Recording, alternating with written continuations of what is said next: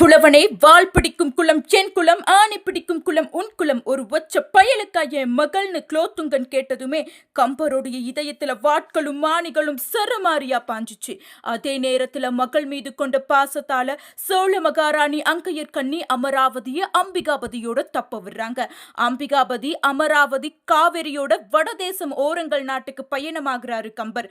சுடும் எண்ணெயில உயிருள்ள மீனை விட்டது மாதிரி துள்றாங்க கூத்தரும் குலோத்துங்கனும். பறவையை எற வச்சு பிடிக்கிற மாதிரி அம்பிகாவதி அமராவதியோட திருமணத்துக்கு முழு சம்மதம்னு முரசரிய செய்யறாரு கூத்தர்.